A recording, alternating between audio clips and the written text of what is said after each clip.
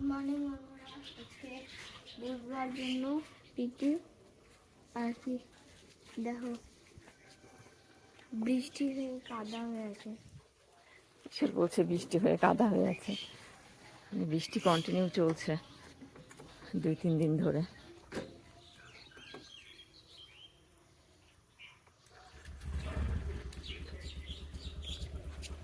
ঈশ্বরের ব্যাগ, ঈশ্বর টাটা।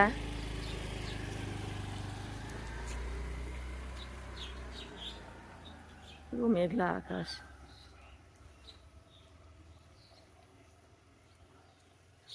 বিদ্যুৎও চমকাচ্ছে থেকে মাঝে মাঝে। এই দেখো কিশোর চলে গেল।